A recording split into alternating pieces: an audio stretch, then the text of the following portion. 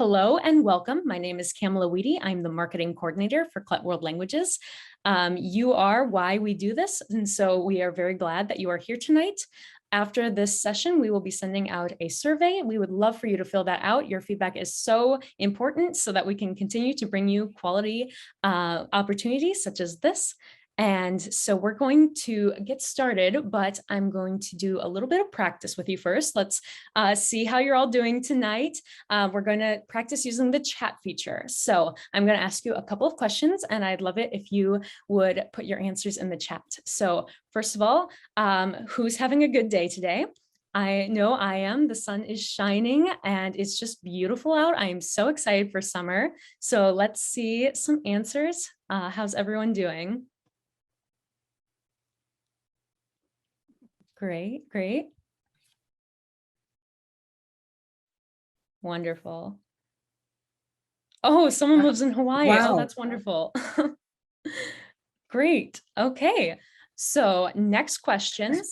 Who loves the city of Chicago? Chicago is where CLET World Languages has its base operations. And so it's a beautiful city. We love being there. I want to see how everyone else is. Never been, would love to go. Oh, you're from there? Okay, very cool. Okay, that's exciting. Great. And now, who would consider themselves lifelong learners?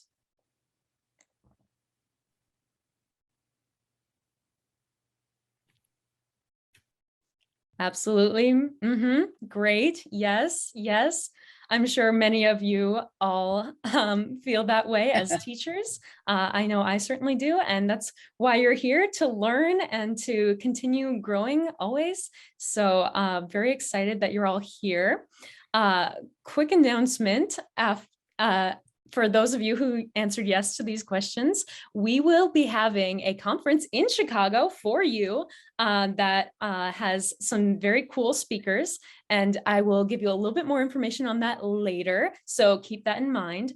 But for now, we will get started with our session today. I am very excited to introduce you to our speaker, Linda Villadóniga. She is a retired teacher from Florida. She began her teaching career at the Defense Language Institute, Monterey, California.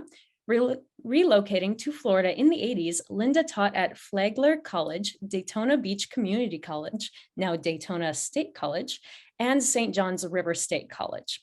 At the high school level, she taught at St. Augustine High School, where she was the Advanced International Certificate of Education, Cambridge International Examinations UK Program Coordinator. She also taught at the Bartram Trail High School, Pacetti Bay Middle School, and Creekside High School. Wherever she taught, Linda sponsored a chapter of the Sociedad Honoraria Hispanica. Her students also competed at the Florida State Spanish Conference, a 3-day competition for high school students studying Spanish. Linda's students also participated in the National Spanish Examinations. Linda presently serves as the conference chair, editor of La Voz, and coordinator of State Poster Contest of the Florida chapter of AATSP. She previously served as secretary and president of this chapter. She has also served as president of the Florida Foreign Language Association and secretary of the Florida State Spanish Conference. Linda has been a presenter at local, state, regional, and national and international conferences. She has been a member of AATSP for over 30 years and is a member of Emeritus. So without further ado, thank you so much for coming, Linda. We're very excited to have you and have a good session. We'll be back for the Q&A later. Thank you.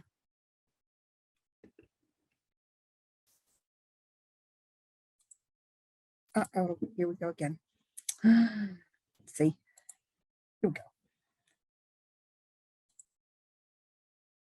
I'm very happy to see all of you today, and I kind of know Chicago. I've been there a couple of times. Went for an AATSP conference, I think in 2016 or 17, and it was awesome. I loved it. Glad to see good representation from throughout the states, and I saw a very familiar name to me, Lewis Lillard. Hola. How many of you, with a show of hands, maybe if I can get that feature going, teach Spanish? Can I see hands? I don't know if I can see hands or not. A couple. Well, it doesn't matter. The presentation is going to be in English because these organizers can be used in any language and really in any course subject. They are good for everybody. So with that said, let's go on. This is the title, Using Graphic Organizers to Help Your Students Become Better, not better, more successful readers and listeners. And these organizers you can use for both. You can use them as an auditory guide, a learning tool, or as a reading tool, either one. And I'll give you little hints as we go.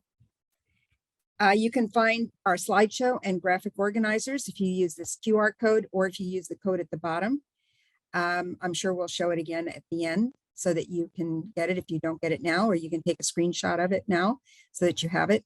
You do not have to have the handouts or the graphic organizers in your possession right this second because they will all show up during the presentation. Okay. So what are we going to see today? What organizers are we going to be seeing and using? First, we're going to be using cooperation clocks, and some of you may have used these in the past. Some of you may not have. It's a really cool tool, and we'll talk about those in a minute.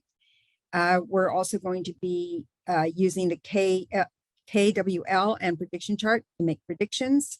Very important in reading comprehension and also in listening comprehension. Vocabulary development, we'll look at two graphic organizers, the vocabulary word map and ABC Brainstorm. For main idea, we're going to look at several. The first is the character, topic, or subject study chart, a map tree, a thematic map, and a sequence of events. Then we're going to talk about compare and contrast. And lastly, cause and effect. So we're going to cover a lot of ground in a short amount of time. Let's start with the cooperation clocks. And this is a fun tool,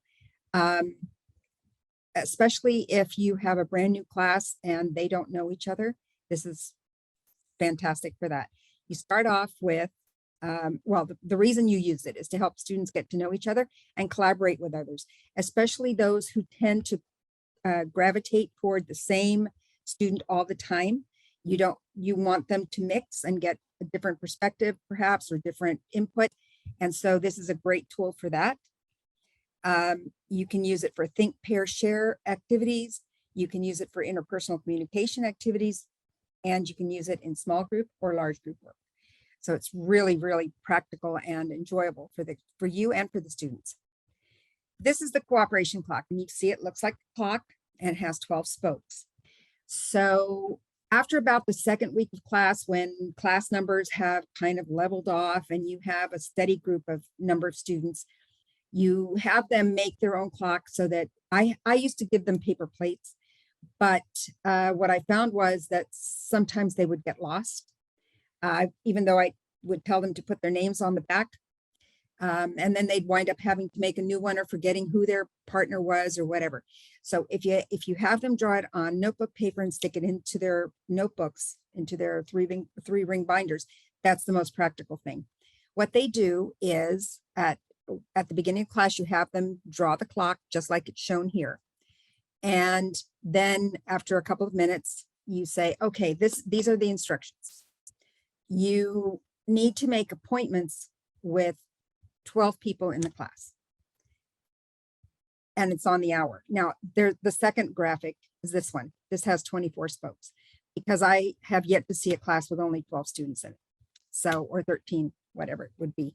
So you can use either one. You can have them start off with the 24 spoke, or you can have them start off with the 12 and then change it after second quarter. But the premise is the same. You tell them you want to make an appointment with everyone in the class, or 12 people in your class in this case. So John takes his clock and sees Mike over there in the corner, and he says, hey, Mike, I want you to be my 1 o'clock appointment. So Mike writes, John, I can't remember the first name I said, oh my gosh, John on his 1 o'clock spoke right here, and John writes Mike. And that's very, very important because you don't have a copy of everybody's clocks. So when you say meet with your 1 o'clock appointment, if John can't remember who his 1 o'clock appointment is because he doesn't have his clock and Mike happens to be absent, then that throws everything off.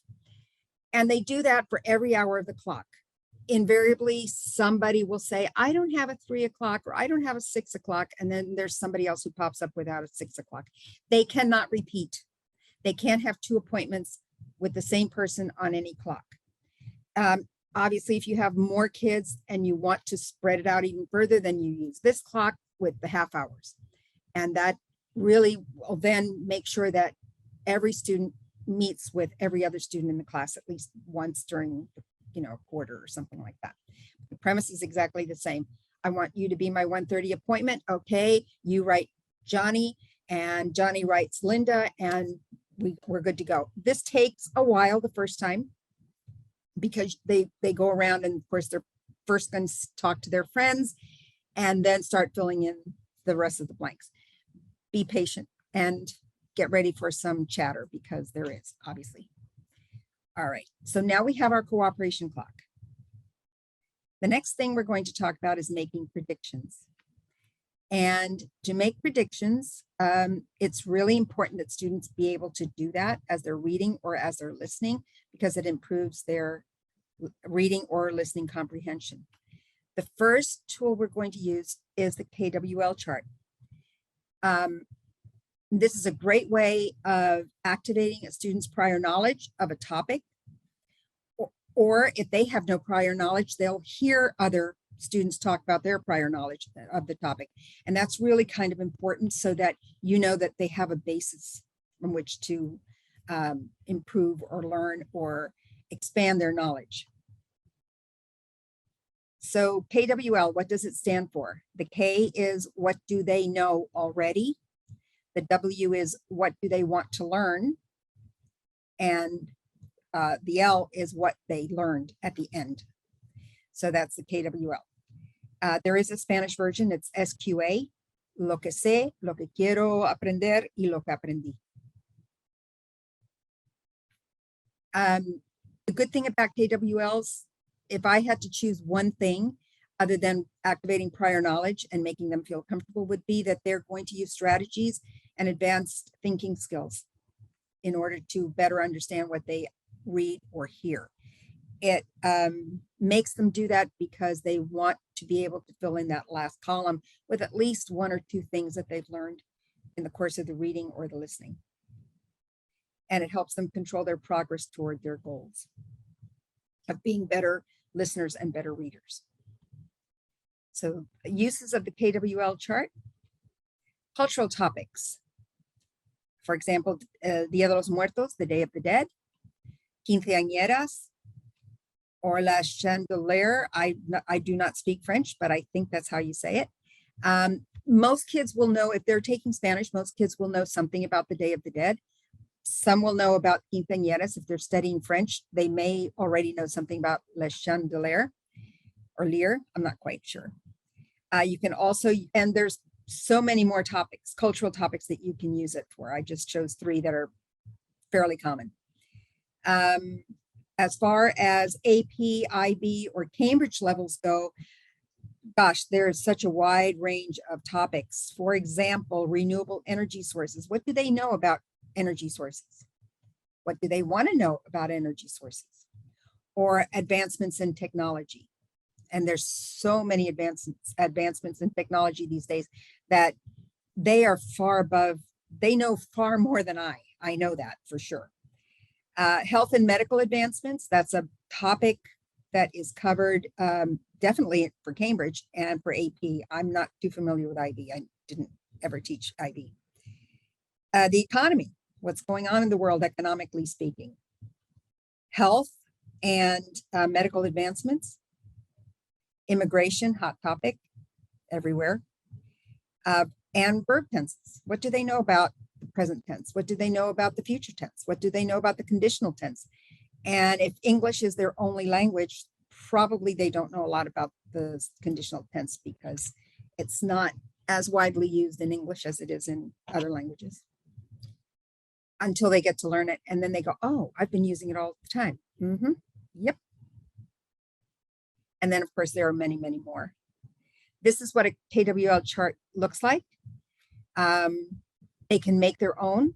And if you are in a school district like the one where I taught, You probably would want them to make their own so that they can remake it as they need it for a different topic, for a different subject, rather than you run off, so many copies every so often. So the first column, as I said, was what do I know? What do I want to know? And what have I learned? And here's an example of something that you could show them to use this KWL chart. This comes from one of our World Language books, Reporteros. And it's just a calendar, and it has different cultural activities in the Hispanic world. A lot of them the kids may not know anything about. They might be able to guess a little bit from looking at the picture, and that's okay. They're guessing, they're making predictions, and that's what you want them to do too. But they probably, if they're taking Spanish, they probably all know about El Dia de los Muertos, a little something. If only that it's in October through the end of October through the beginning of November, and that it's kind of like at the same time as Halloween, and the calaveras and that kind of thing. The other one in December, fin de año, everywhere in the world we celebrate New Year's, so they must know something. Don't force them to just talk about what they're learning, because they may not know anything about New Year's in a Spanish-speaking country, but they can take what their traditions are, what the traditions in the United States are, and go from there. So that would be good. Their question might be, well, I know that at 12 o'clock midnight in my state, they said, or in my city, they set off fireworks. What do I want to learn? I wonder if they set off fireworks in other countries. And then at the end, what they've learned is that, yes, they probably do set off fireworks in other countries, for one thing, or they eat grapes at midnight in Spain, or whatever else comes up. So this is a good way for them to get, it's an easy way to get them to use a graphic organizer. It's also an easy you can use this also as a jump off for a prediction chart. So you'll see that as we go through, many of the examples that we've chosen can be used in and should be used in multiple ways and with different graphic organizers. Okay, prediction charts. What is the value of a prediction chart? Prediction charts keep students interested, and it encourages them to pay closer attention to what they're reading. Why? Because you're going to ask them to make predictions based on several things, and they will have to be engaged in order to see if their predictions are correct or not. It's not important if their correct predictions are right or wrong, but if the prediction they made is not correct, they need to correct it. They need to make a new prediction based on something they've heard or something else that they see. It teaches them how to make predictions. And you can help them along by telling them to look at the pictures, look at the drawings, look at the table of contents if it's a book, the titles, the headings, the diagrams, and from those things formulate some predictions, maybe 2 or 3 or 4 predictions based on these things. The visual is the easiest always. So they look at the pictures, they can generally make some sort of prediction. They should take notes about what can be seen because the visual is the easiest. And as they read, they should look for words and phrases that support their prediction. And then revise their predictions as they read along, especially those that were wrong. They might want to tweak the prediction they made. Like if you were using the calendar of activities, and they go, well, it's I'm gonna learn about 12 different holidays or cultural activities. That's true, but they might want to tweak it and narrow it down just a bit more. This is what a prediction chart looks like. There are other variations, of course. This is the simplest. What I think will happen, or what I think something is about, what really happened, and was I correct, or do I need to revise my prediction? Make sure that if they were wrong in their prediction, they corrected. because that is the way that you can gauge how well they're understanding what they're seeing and what they're reading and what they're hearing. If I were to use the prediction chart, I would give them this picture and I would say, what do you think this chapter, let's say, is going to be about? And what do you see there? You see a family. So my prediction would be, oh, I'm going to learn about the family. Then you can ask leading questions. Is there more than one generation depicted in that family? What vocabulary do you think you're going to learn? And just kind of lead them into making 2 or 3 predictions. Then when they've done making a prediction based on the picture, then you go into this story, or little, not story, but little email, and they read it. You read it together, you read it, they can read it by themselves, you can read it together, you can read it piece by piece, paragraph by paragraph, and make sure that they're making sure that they understand what they're reading globally at first. So the third line already says, mi papá se llama John. Well, obviously, there you go. It is about their family. No tengo hermanos, tengo primos. And so they talk about different members of the family. So if they said, we're going to learn about the family, then you know that they are correct. And it even has the abuelos in there. Okay, good. These are questions to ask students so that they make good predictions. They're not just putting something down to put something down. Based on the title, what do you expect the title to be about?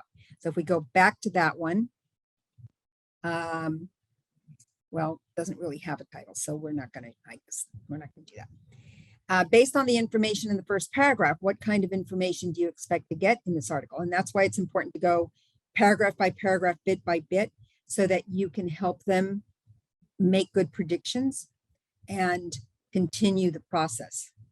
They can make 3 or 4 or 5 predictions based on one short email. Based on the information you've read so far, what will happen next in a story, for example?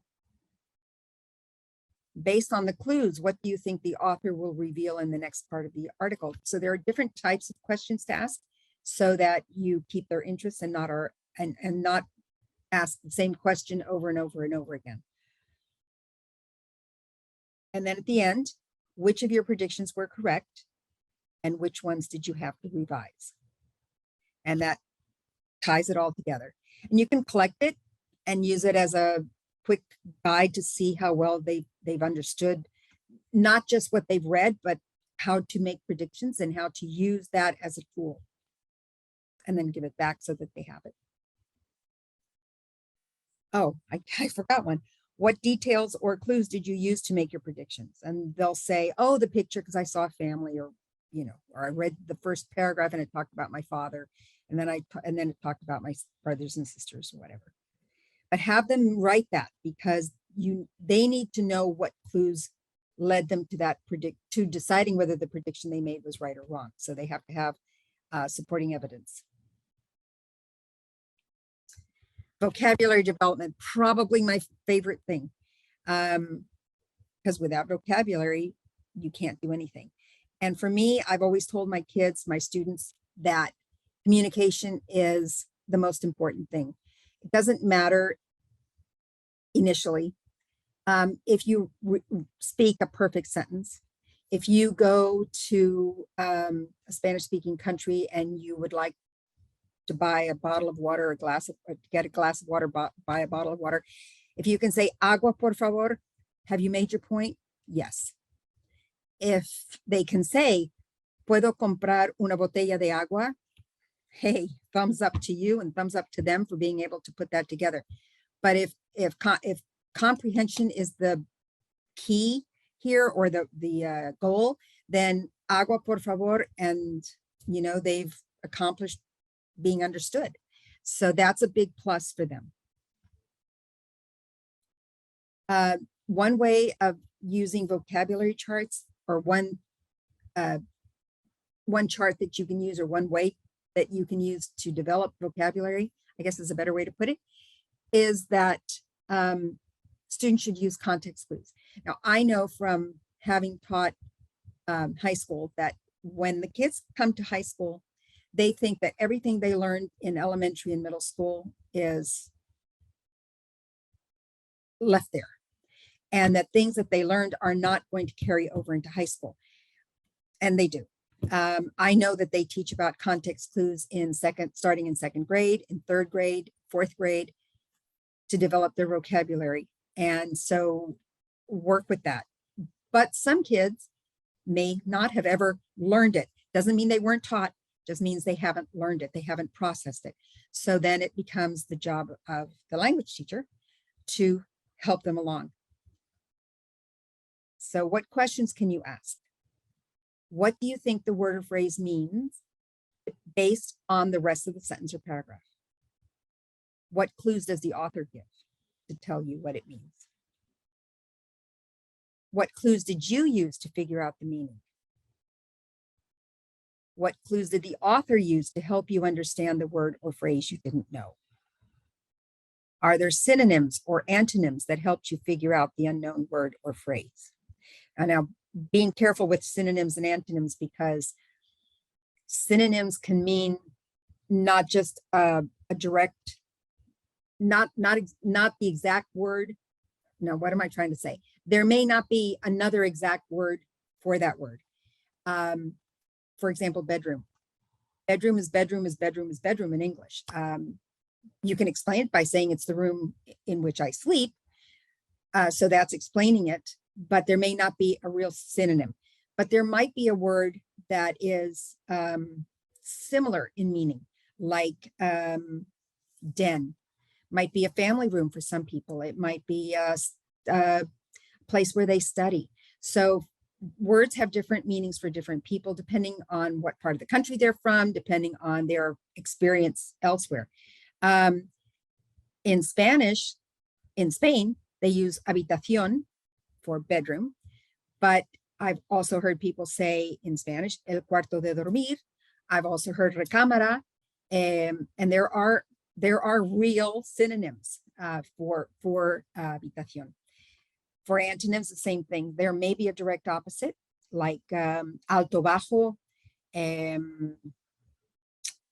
largo, corto, but there may not be. So bear that in mind, that it may not be a one-word answer. What examples did the author use so that the reader could understand the unknown words or phrases? Does he go back and rephrase it in a different way so that you can figure out what that unknown word was? Did he give you a synonym or an antonym? What examples did the author use? And it's important that they can pick out those examples, because those are going to be the things that they are going to internalize. Did the author use comparisons to help you figure out what word or what the new word or phrase means? Using a vocabulary notebook is a good technique for some kids. I never use the notebook per se. I use 3x5 cards. I love 3x5 cards, but it's the same process. In a notebook, you write the unknown word or phrase in the notebook. And I always had the kids have two composition books. One was for vocabulary, because I want them to keep their stuff together. Even though that wouldn't work for me, it worked for most kids. And then one was for any grammatical things that we were studying, or any topics that we were studying, they put into the other, in addition to their 3-ring binder where they kept important things. So they would use the vocabulary notebook. They would write their unknown word phrase in the notebook and the date they encountered it for the first time. Then they describe the context in which the word or phrase appeared. If the word was abuelo, for example, in that previous email, they would write abuelo and the date, and then the context would be talking about the family. And then think, discuss, and formulate an idea of what the new word or phrase means based on the context. So you put them into pairs using the cooperation clock, put them into pairs, and some of them will certainly have the same new word, or you can pick the new words for them and tell them what to put down. And then they talk about it and they come up with a conclusion. List examples using prior knowledge, especially prefixes, suffixes, and root words. Go over those with them. Some prefixes are the same in Spanish and English, or very similar. Suffixes, some are more similar than others, and root words that they can pick out, like inhabitant. The root word is habitate, and the in is the prefix. So you can break down words for them so that they can focus in on a word so that they don't get stumped. I remember when I was taking my SATs, and I took them back in the day when you only had one shot. Spanish was my first language. So if I came across a word in that vocabulary section that I didn't know in English, I would pronounce it to myself in my head in Spanish. And most of the time, I think, could figure it out based on my Spanish knowledge and based on prior knowledge and prefixes and suffixes. I could figure it out. I still do that today. And I've taught my kids to do, my own children to do that. I've taught my students to do that. I'm trying to teach my grandchildren to do that so that they can rely on their second language and use it to its full extent. You want them to list examples based on their prior knowledge that would help them rule out what a word doesn't mean. And then write a definition of the new word or phrase in their own words that checks their comprehension. And then draw a picture. Use a graphic organizer, such as a word map, and they could draw a picture of the new word. You can also use a word map. If you don't want to use a vocabulary notebook, that's fine. You can use a word map. They are visual organizers that help students make connections with new words or phrases. You write, I'm going to jump ahead here and show you the graphic organizer. You write the new vocabulary word in here or the phrase, right? And then you talk about it, and they come up with words that have the same or similar meaning, words that are opposite in meaning. They draw a picture of the word. And after all that's said and done, they define the word in their own words. And then they write an original sentence down here. And that's how they use this one. This one they love to use because it's creative and it's, in boxes, and they can, or it's like it's a real organizer. It's what I call a real organizer because it's got everything organized for you. And I would use that with something like this, and I would look at this prior to giving it to them, obviously, and make sure that I chose maybe 2 or 3 words that are really important to the understanding of the lesson. And you might want to take it in half. So you might want to take El Apartamento en la Ciudad de México one day, and then Casa con Piscina in Morelos another day. And then just pick out 1 or 2 words and talk about them and have them come up with the way to fill out the box. They can do it in pairs. They can do it in small groups as well. And that's how you would do it using that graphic organizer. ABC Brainstorm is something, I won't say totally different, but different. It is a graphic organizer that's used to activate the prior knowledge of a specific topic.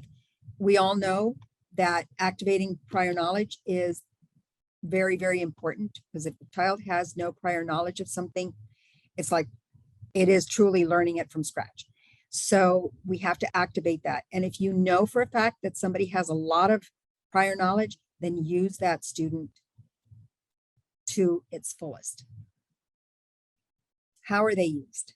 Students use the graphic organizer to create connections with the topic. They work independently, then in pairs, and then in small groups, and then you work with the entire class. The topic needs to be a broad enough topic that you will use very many letters of the alphabet, and then and you should use it again after reading. Give them a clean, they make them their own one. They make their own, and you use it after reading so that they can check comprehension and retention of vocabulary. This is what it looks like. but there are many variations. They can be a straight line, you know, A, B, C, D, E, F, G, blah, blah, blah, blah, blah, all the way down. And they just fill in the graphic with words that have to do with that topic. Now, for younger students, 9th and 10th graders, I probably, depending on the topic, and I even did this with juniors one year. We were talking about renewable sources of energy. And I wanted to know what they knew in English. I wanted to know what they knew about the topic.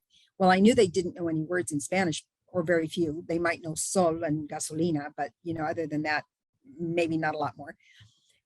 So I had them work in groups to fill a chart like this out in English to see what they really knew about the topics. And then we went back and filled them in Spanish. And so if you wanted to do that with this, you could certainly. The article that goes with this, or the reading that goes with this, is about social media. And so you can have them fill it out. What do they know about social media? What are the platforms? How do you use it? Anything that has to do with social media. And then they go to their reading. Whoops, I'm going backwards, I think. I'm sorry. Then they go to their words here, the vocabulary list, and then they look at it. And of course, it does say it in English as well as in Spanish. And so they can fill in their chart again using the chart again, but this time writing it in Spanish as well. And they can, you know, if they've already written it in English, well, then they can write the Spanish version underneath. Am I going too fast or too slow? I hope not. I don't even know what time it is. I haven't kept track. Oh, I still have time. Okay. And please be sure to use the Q&A section there so that we can answer some questions at the end, especially if I'm kind of glossing over something very quickly. Main idea is really, really important to comprehension, both auditory and reading comprehension. If they don't understand, if they can't figure out what the main idea of something is, you know, there's no comprehension. So how to find the main idea? Read the title. It's always a good clue, although sometimes deceptive in a story. Identify the topic or theme, kind of read it over, not in detail, but just kind of read it over. Something I would do if we were going into a new topic or a new reading that I knew would have words that they didn't always understand or couldn't figure out. I would highlight some words for myself and then put them on the board, and we'd go over those words so that they could, at least as they were glancing through, skimming the article or whatever it was, they would have a basis of, they could check what the words were from the board. Another technique that I learned from Jose Diaz, who is in my mind like an AP guru, was to give, if you were doing, let's say, renewable energy sources, if you had an article about them, black out certain parts of the article that really don't give you that much information, so that you're not overwhelming students with a lot of fluff. Get to the meat of it, get to the nitty gritty of the article, so that, and this is especially important at the beginning, so that they're not overwhelmed with a huge amount of words and phrases they don't know. And they can say, oh gosh, look, I can boil that down into a manageable portion. So do something like that. But they can identify the topic. They cannot identify the topic or theme if they don't know the vocabulary. Another thing is to pay attention to the first and last sentence. We learned that back in, elementary school. First sentence sets the stage, the last sentence is the conclusion. So you kind of gather from that. As you're reading, look for ideas that support that theme or topic. If you've got a topic in mind, then look for other clues that will support that, because at the end, you're going to have to support your answer. As you're reading also, are there any recurring ideas or themes in what you're reading? Is it all about sports? Is it all about the weather? Is it about homes in Mexico? What is the recurring theme? And then that may not be the main idea exactly, but at least it gives them a better idea of what they're doing. Summarize the reading in your own words. Always a good idea, because once they have to summarize it, they have to synthesize it as well. Excuse me. That gets their minds moving in the right direction. One of my by far favorite graphic organizers is the who, what, when, where, and how charts. And I'm going to skip all this because, because I want to show you this. You fill in here. I'm not going to tell you anything that you weren't going to be able to read later. This is the box. The empty box is either the subject. If you're reading, let's say, a biographical sketch of someone, then that would be the name of the person. If you're reading about I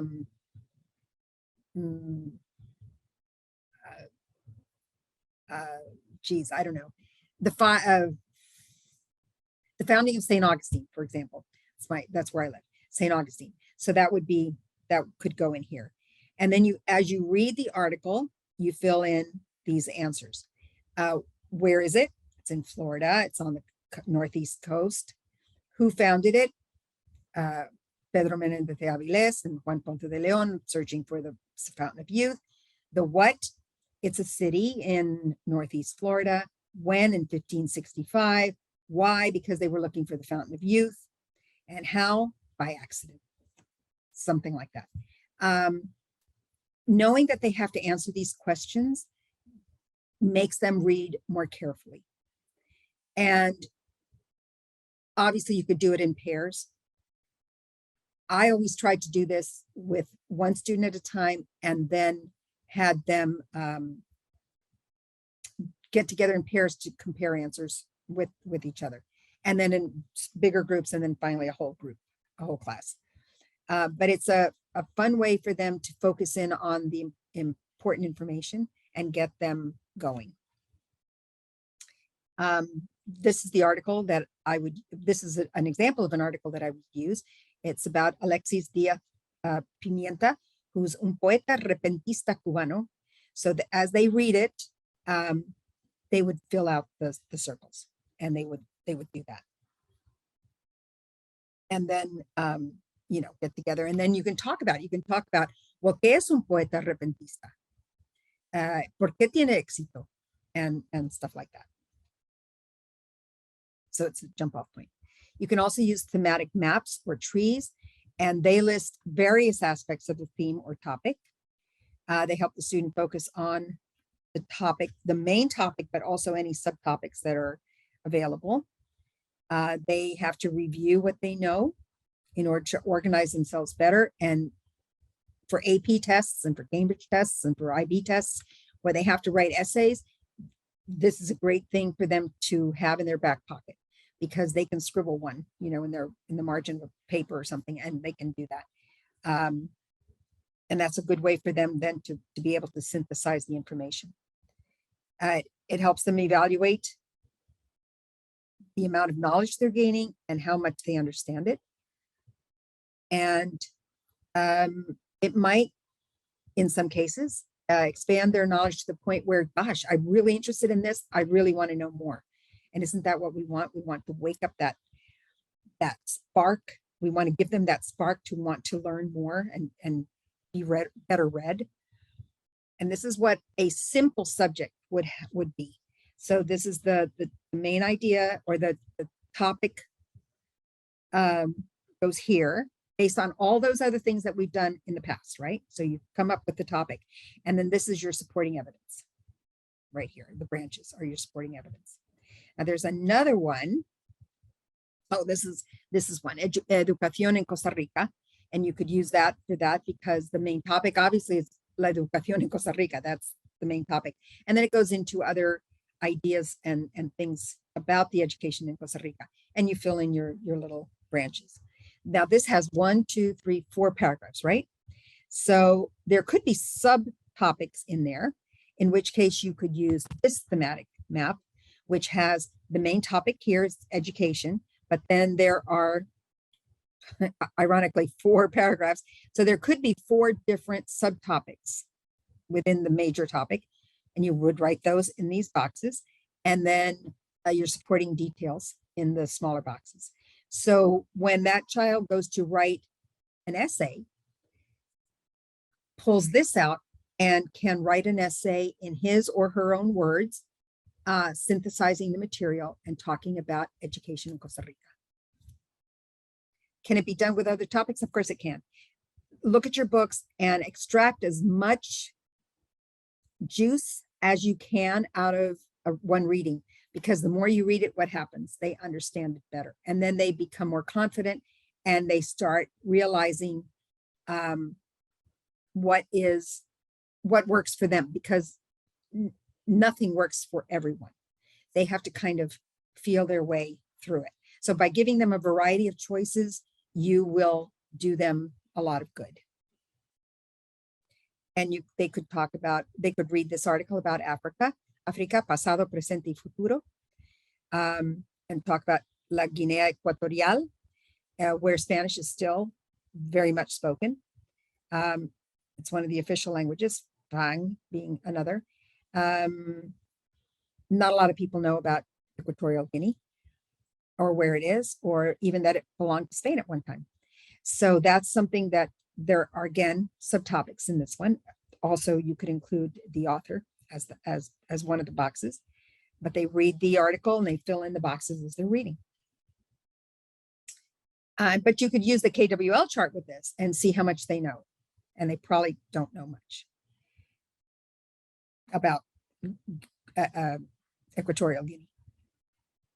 Sequence of events, very important, because they have to be able to identify the components of a story, beginning, middle, and end.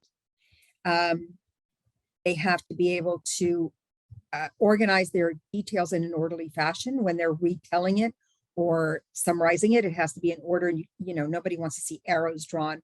Oops, I forgot this, so I'm drawing an arrow. Nobody wants to see that. If they do this right, then they can use that as a basis for their essays or their speeches. And we want them to talk. We want them to talk. So if they have a graphic organizer, it makes presentational speaking that much easier for them. They have it in front of them. They have their details. I always encourage the kids to just use notes and not, I didn't want to hear a speech. I didn't want to hear a written speech. I wanted to hear what they could extemporaneously say. Extemporaneous within limits, however. If they had their maps or their whatever organizer they were using and could use that to speak, then haven't we reached a goal? Goodness, I think so. Excuse me. A sequencing chart helps them recall details in order, and that's important. You're talking to somebody, say, geez, you know what? I forgot that it wasn't at 1 o'clock yesterday. It was at 10 o'clock this morning. Well, by then it's kind of, yeah, you fixed it, but you may lose the listener or the reader. How are they used? Start with short readings, or even better, start with stories they already know.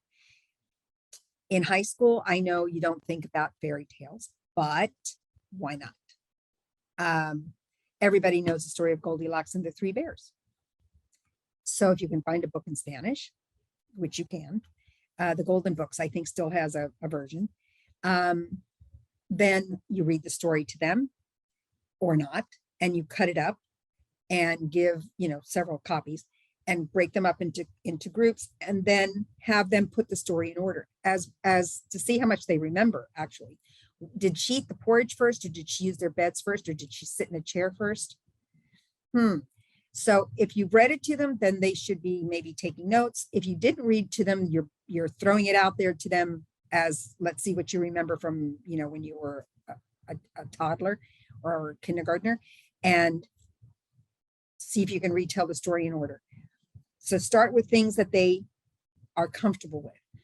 A recipe. You can't bake something if you haven't beaten the eggs. You can't add them later. Well, I guess you could to a mix, but if you forget them, you can't add them at the end. You can't forget to, there's certain steps you have to follow in a recipe in order to get it right. So a recipe is a great thing to use for a sequence of events. Awesome thing to use. And it doesn't have to be a familiar recipe necessarily, as long as you don't have too many steps that where they could, they're not going to say put it in the oven if they haven't mixed the ingredients yet, for example. Increase the length and difficulty over time, because you want to give them a level of, you want to increase their confidence level at every chance you get. Why? Because you want them to feel good about themselves and be able to say, gosh, I really learned something today. I really learned something really important today. Or I didn't know I could do that. And I can. And I'm so excited because I can. High schoolers, for those of you who teach high school, I hope you agree with me.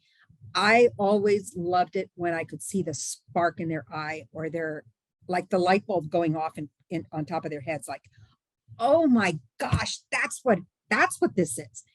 Yeah, that's what you're looking for. And the charts, you can make a simple chart of just beginning, middle, and end in a story. I was telling my granddaughter yesterday, I take care of my littlest granddaughter on Wednesdays, and she always wants me to tell her a story or read her a story or whatever. And I always like doing that, because then I start asking them comprehension questions when they're 3 and 4 years old. I read and stop and read and stop and read and stop. And we were both trying to take a nap as I was telling her this story. And so I kind of drifted off, and she said, Abuela, you're asleep. No, baby, I'm not asleep. I'm thinking of the next thing in the story. Well, I was not dozing off, but I was kind of drifting in my mind. But read aloud to the kids. Reading aloud does several things. It improves their pronunciation. It improves their intonation. Excuse me. It gets them over the knowing where to pause and where not to pause. A lot of them think that punctuation isn't the same in Spanish, and it pretty much is. So reading aloud to the students is a great thing. Whenever I had a class that had like a 90-minute class in the middle of the day, we would do 45 minutes and then lunch and then 45 minutes. And I'd always come back to start the class after lunch with a short story or something that pertained to something we were studying, but just to get them back into class and kind of settling in and still learning something. So reading aloud has a lot of benefits, but it also gets you into the idea of thinking how things are sequenced. And stories and novels are great for this. You can play games like the cutting out of, putting things in order, that kind of thing. This is what a sequence of events chart looks like. If you have a story, you put the title in, and then what happens in the story. Be sure that they use transition words, which you can find in your textbooks, or there are a myriad of charts and of transition words of all kinds of things on Pinterest. And that's a good resource, I'll tell you what. That is a good resource. This is the same article again, because it talks about the present, the past, and the future. The past, the present, and the future. It's an obvious sequencing of events. This time they're going to look for those things. What happened at the beginning? What happened in the middle of the timeline? And what will happen in the future?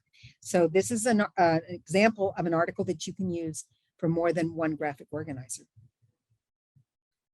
Compare and contrast. Pretty easy.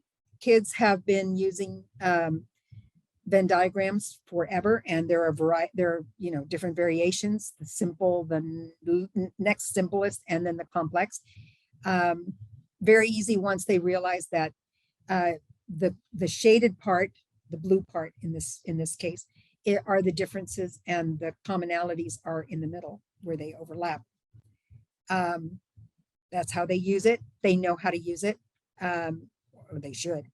And that makes it a lot easier, because this one is one that you don't have to explain every detail. You tell them to draw a Venn diagram and they know. You might say draw a triple Venn diagram if you're comparing 3 things, but for the most part, a 2-circle Venn diagram will suffice. And this is a chart, pardon me, an infogram that you can use for that. What things are similar? Well, let's see. If you just look at it, boom, just like that, you see that there are languages that are spoken in, maybe you need a triple one for this one, in Asia, and then you have languages that are spoken in Europe, and then you have other, and you can get a lot of little things out of this that you can use a Venn diagram for. What countries in what countries are what are the most commonly spoken languages, and you can set a bar, and then they can put that in one's corner, you know, in a commonality and whatever. You can divide it up. Europe versus the world, America, the Americas versus the world, Asia versus Europe, however you want to do it, it's up to you. But the point is that they're looking at this and they're gleaning information from it and putting it into a Venn diagram. Think of what you're going to use the Venn diagram information for before you decide how you're going to break down the information. That's important, because if you don't tell them, if you don't have an idea in mind, you know, with what you're going to do with the Venn diagram, then it kind of loses its purpose if you change midstream. So be sure you have a good idea in mind. You could also do this, which is a lot easier. This is a typical class schedule for a student in Colombia, I believe. Have them do their class schedule and then compare it. In Colombia, they don't have, let's say, social studies every day. They have it, well, on, they have it on Tuesday at 1 hour, but then on Monday, they have it twice.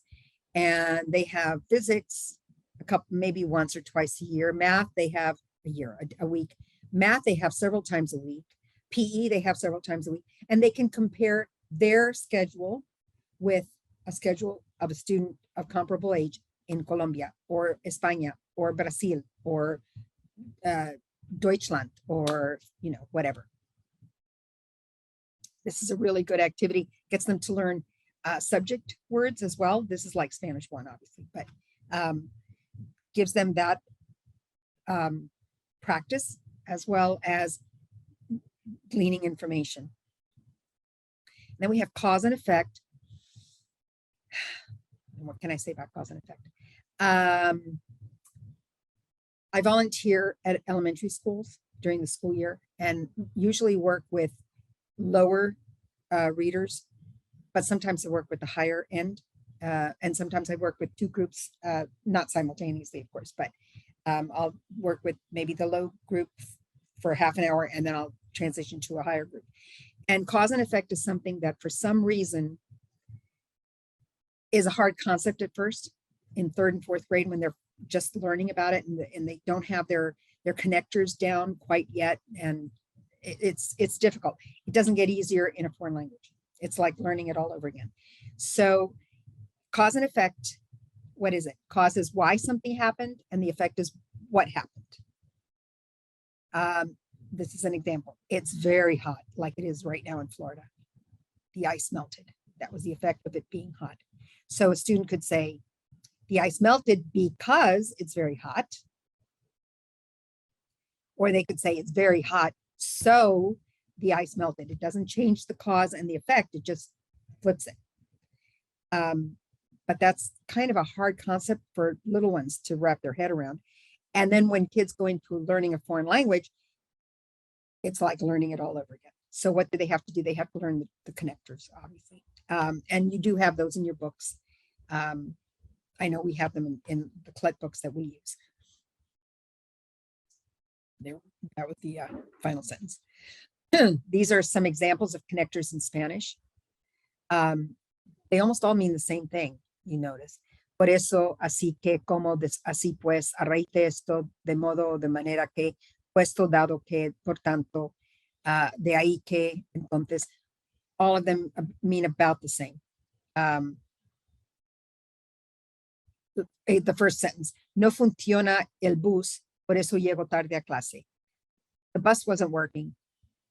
That's why I'm late to class. I'm late to class because the bus wasn't working. So if you can get a chart like, not like this one, but if you can get a chart of connectors, which you can on Pinterest, then make sure you go over that with them and explain the difference and how you can flip the sentence. It doesn't change the cause and it doesn't change the effect. It just changes the position of it. And here are some more examples. And then this is a little chart that they can use when they read something they can't, that is strictly, you know, an activity that's dedicated to this, or if they're reading something that you know has a lot of cause and effect in it, then give them this chart to use so that they can break it down and see it. They use the connector here. So the first one, llueve poco, por eso hay sequía. It rains, it doesn't rain a lot. Therefore, there's a drought. And you can flip it. There's a drought because it rains, it doesn't rain much. So the cause is the same, lack of rain, and the effect is the same. What did I say? A drought. I was going to say, what did I say sequía was? Drought. And then this is an example from Mapas Tres that uses the connectors. And so that you could go through this with them and they can use that chart to put the sentences. And looking at their connector chart, they know where to put what.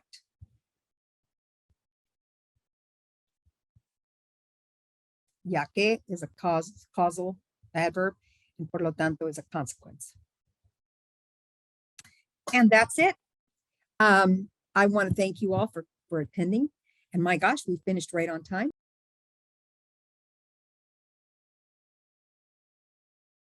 Hi, thank you so much, Linda. That was wonderful, great examples and great graphic organizers that we can use now. Wonderful. I would like to introduce my colleague, Christy O'Connor. She is one of our Spanish consultants at Clut World Languages, and she will be coordinating the question and answer session. But before we start that, I mentioned at the beginning that we are very excited about a Clut World Languages conference this October. And as you can see on the screen, this is the conference page. It is Honing Our Craft, Current Trends in World Language, Teaching and Learning. And so that will take place October 1st and 2nd in Chicago, which is great. I love the city of Chicago. It is beautiful. And so that's something I'm especially excited about. Christy, what are you excited about for this upcoming conference?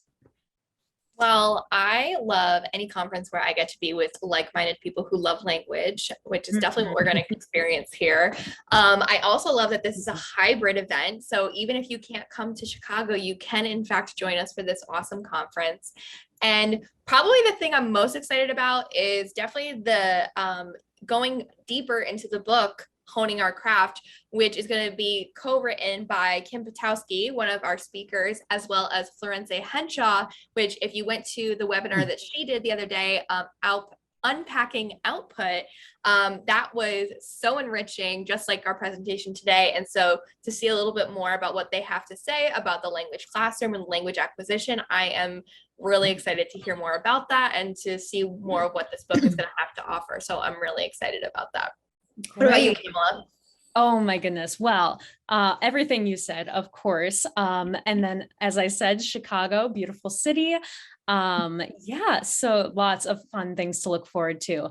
And right now we have an early bird discount. So if you go to the link that Christy put in the chat, that'll lead you to this page and you can order your tickets ahead of time at a discount rate. So very exciting for that as well. So go ahead and take a look at that. And if you have any questions, feel free to ask us those as well. But that was our little announcement. So that's October 1st and 2nd in Chicago or online. As Christy pointed out, it is a hybrid event. So without further ado, we will start our Q&A session. So please start putting your questions in the Q&A function at the bottom of your screen, and we will start answering those. Okay, I will hand it over to Christy. Thank you, Christy. Thanks, Kamala.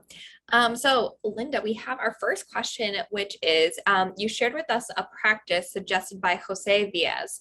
In your experience, is it better to black out parts of a text or hand in an adapted, clean copy when working around getting the main idea? I'm wondering about the learner's reception. That was a long question. Wow. Yeah, and I'm kind of torn. I think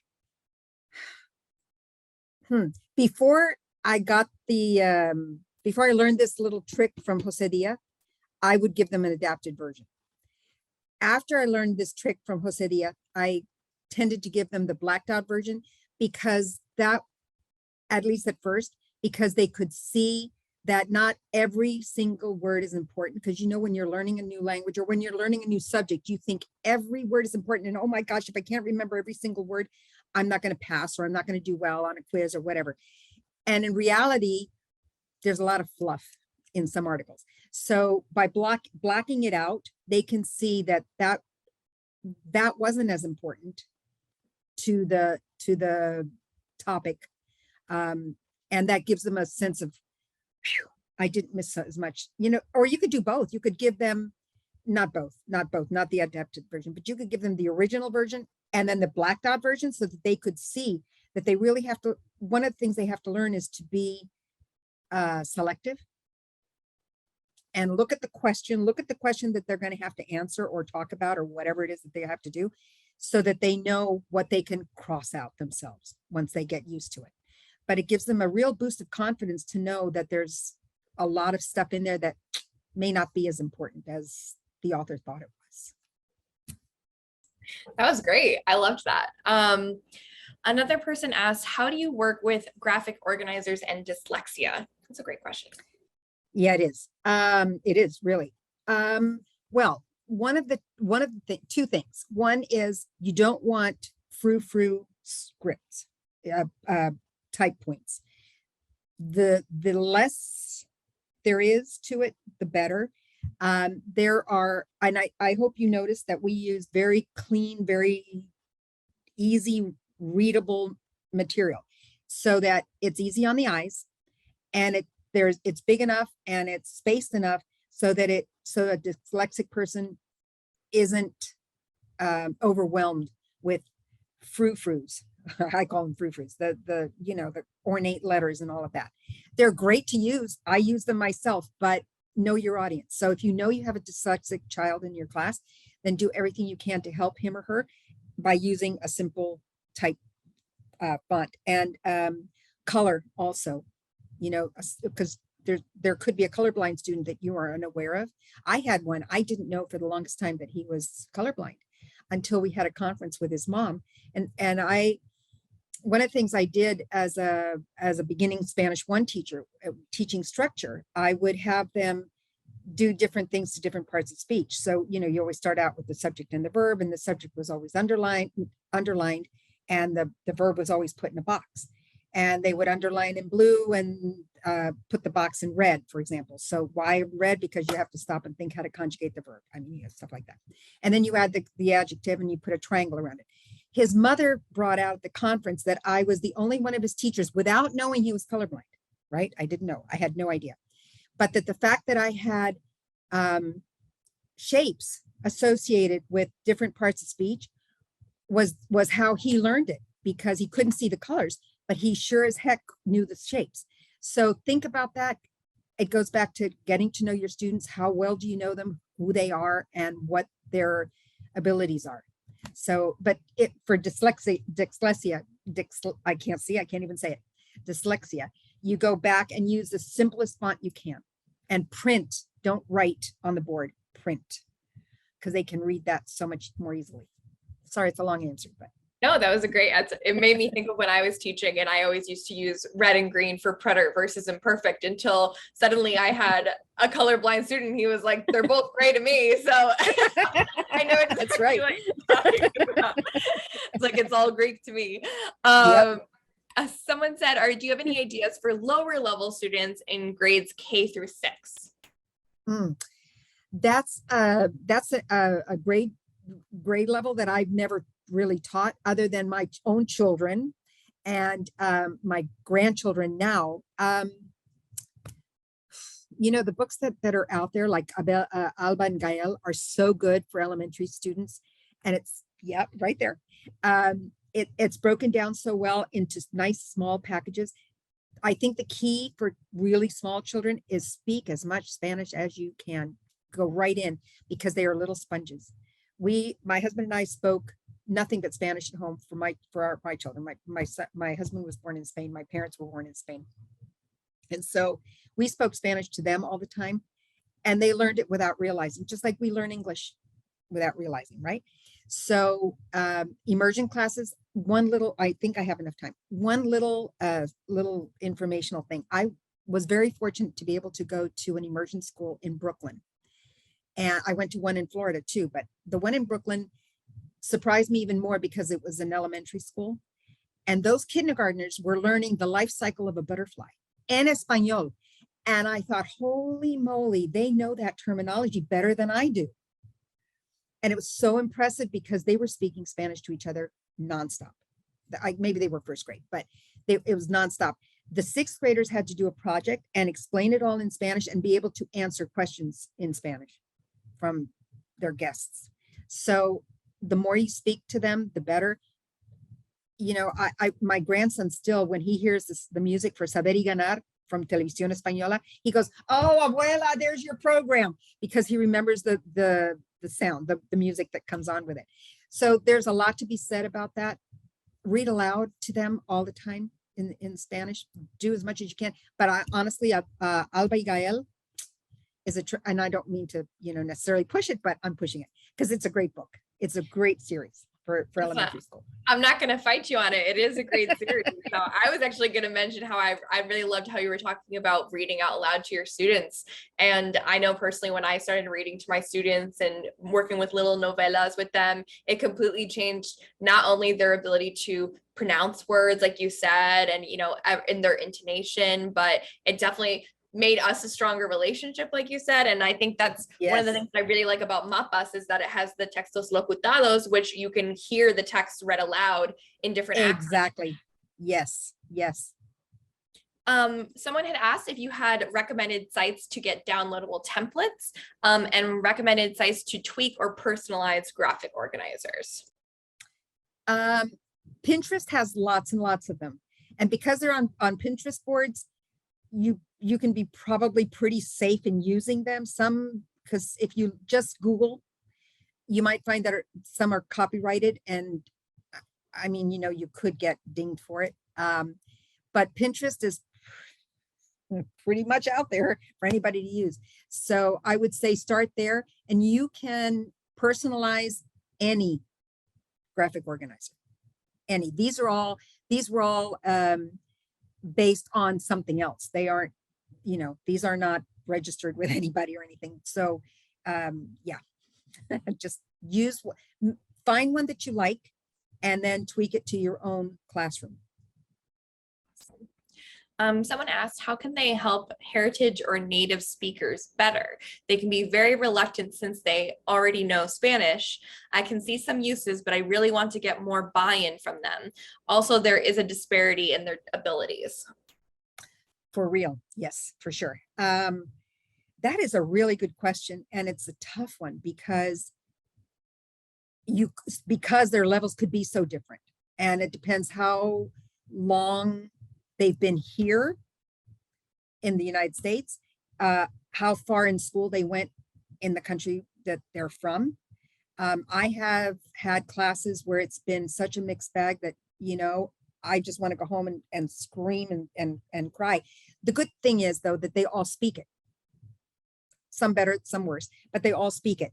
So it's getting them over that hump of being able to write it, because a lot of them are heritage speakers that were born here, of parents who were born in other places. And they may not have been taught how to write correctly. So they'll spell things without H's, or they'll change J's and G's, or, whatever, V's and B's and B's and stuff. That's a real tough question. I don't have a bag of tricks for that. You just have to kind of figure out who you can help, or what group you can help the most, and then target that, and then work with the other ones as best you can, and use them as the examples. If they have just come from another country and they're already in high school, for example, then they have a pretty solid basis in Spanish, and they can help you with the kids who are struggling in English and form that bond. And then, that helps our socialization as well. So you can kill 2 or 3 birds with one stone. Definitely. And learning new vocabulary from different countries. I know that was something that always Yes. really helped me to help the kids connect, was to talk about different vocabulary and how they say things in their countries, which is always really Oh, fun. absolutely. I And their always eating habits and, oh God, me too. Yes. Because I mean, we don't know everything there is to know about 21 countries where Spanish is the official language. So yeah, lifelong learners indeed. absolutely. Absolutely. All right. I think, are there any more final questions before we start wrapping up? Because I know we're nearing our end, but we do have a couple more minutes. So if anyone has any last questions, you can get them in. But I know personally, this has been a really great presentation. And I know that this is certainly something that all of us can relate to and can be challenging in the classroom. Oh, we do have another one. Could you briefly explain the MAPS organizer? The which? MAPS organizer, maybe from Mapas, perhaps? Or, oh, I'm not sure. Was it one of the ones that was in Mapas, perhaps? Or Perhaps. But if the person can, what was it relating to? Yes, if you could explain a little bit more in detail what Yeah, you're. because I'm going back in my mind, I'm Rolodexing back, and I don't know if that's the mapa temático or the mapa de palabras. I don't know. Can we? No, it is one MAPS comparison or something towards the beginning. Toward the beginning. And I think I've tuned it out, so I can't remember which one it is. But I'll tell you what, whoever asked the question, send me an email, and I'll put it here in the chat so you can, and then when you look at the where's the chat? Right here. When you look at it, when you look at the presentation yourself, then you can email me and ask me about that specific one so that I know which one it is. Yeah, I'm flipping through and trying to see if I can figure out which one they might be talking about. Unless it's maybe one of the word maps. I'm not really sure. Someone else had also mentioned that they were saying, thank you, this is my first semester. I'm glad it wasn't just me and my lack of know-how. And I'm certain that we all can connect to that, because whether you're a first year teacher or you don't want to say how many years teacher, I know exactly that none of us, there's no one fix all for any problem. No, so I know for me. No, and every year is different. Every year is different. Every group of kids is different. So, that's a major point right there. Great. Awesome.